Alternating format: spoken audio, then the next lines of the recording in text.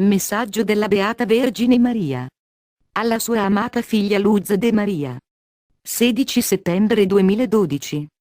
Amatissimi figli del mio cuore immacolato. Vi invito a penetrare nel profondo del mio cuore e a vivere con tutte le vostre forze dedicandovi a mio figlio. La vostra coscienza dovrebbe sottomettersi ai richiami del cielo per la salvezza degli uomini, il pensiero dovrebbe essere confinato nell'ambito dei decreti stabiliti da mio figlio per il suo popolo, la mente non dovrebbe volare di fiore in fiore, ma posarsi sul fiore più puro, che è ancora presente nel santuario il corpo e il sangue di mio figlio, che vi attendono ogni giorno come se fosse la prima volta. La coscienza deve essere educata dall'uomo affinché si sottometta a ciò che è vero ed eterno, a ciò che è speranza, fede e umiltà, all'obbedienza e alla fraternità. Quanti dei miei figli svolgono un decoroso lavoro all'interno della Chiesa? Essi continueranno a svolgerlo allo stesso modo al di fuori della Chiesa, servendo con umiltà e amore, carità e comprensione i loro confratelli?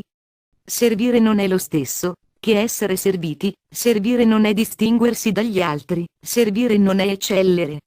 Gli atti compiuti per interesse personale sono proprio quelli che hanno distorto il senso dell'amore per il prossimo e della carità fraterna. L'umanità si riversa in una corrente simile a uno tsunami, colpisce il proprio fratello per mantenere un posto di rilievo nella Chiesa, dimenticando che essa comprende tutto il corpo mistico, non solo quelli che vi si riuniscono. Mio figlio venne per servire, non per essere servito, venne per soffrire, non per vivere in mezzo alle comodità e ai lussi. Mio figlio venne per i suoi figli, per i ribelli, per i poveri, per coloro che sono stati corrotti dalle droghe, è venuto per i peccatori, per gli affamati, non solo di pane spirituale ma anche di quello materiale.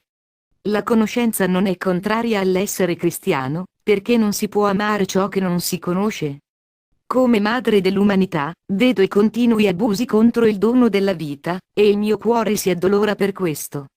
Vedo le centrali, dove l'energia nucleare viene immagazzinata a fini militari e di potere, il comunismo è stato dimenticato dall'uomo e questo gli ha permesso di invadere l'umanità.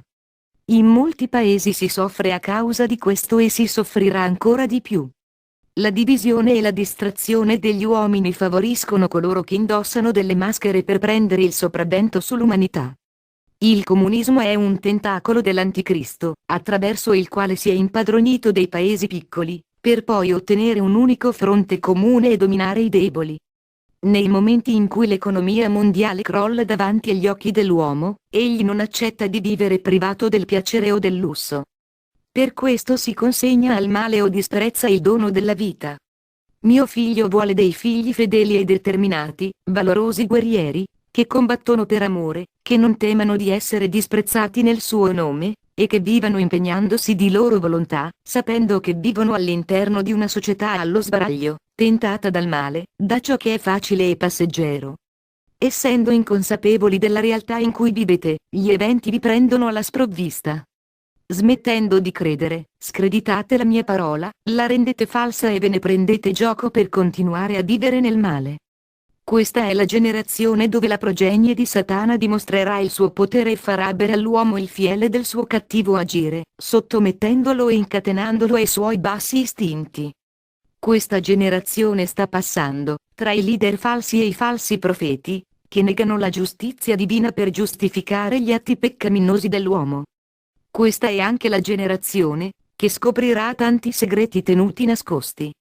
Questa è la generazione che sarà testimone del grande avvertimento. Questa è la generazione che mio figlio ama e che io non abbandonerò.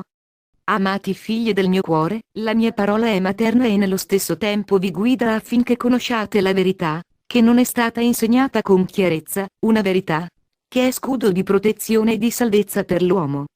I cavalieri hanno cavalcato molto sulla terra ma l'occhio umano, limitato dallo stesso uomo e dalla sua mente annebbiata, non è riuscito a percepirli, né con la vista, né con il suo spirito cupo. Non sono questi i segnali attesi? Non sono questi gli uomini, che non temono e che disprezzano il divino? Questa è la generazione che subirà la grande calamità già annunciata in precedenza tramite il mio strumento fedele. Questa è la generazione dei cambiamenti. Questo è il momento dell'ascesa dell'uomo verso la realtà, quella che gli è sempre stata di fronte, e che lui non ha visto. Sì, figli, voi sarete testimoni di profondi cambiamenti, aprirete le soglie della conoscenza e vivrete nel tempo in cui il grano sarà separato dalla zizzania. Questa generazione è quella che ha ricevuto le profezie e, nonostante questo, non ha addolcito il suo cuore. Così, solo al resto santo sarà concesso di elevarsi con cuore umile e mente aperta alla parola di Dio. Sarete accompagnati dai vostri guardiani celesti, che vi proteggeranno.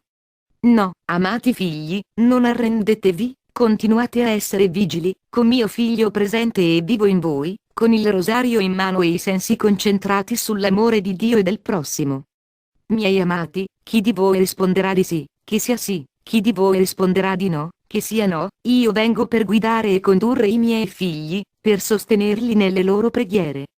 Pregate per l'Australia, soffrirà. Pregate per l'Europa, soffrirà. Pregate per la Giamaica, dovrà essere consolata. Figli, unitevi in una sola voce pregante.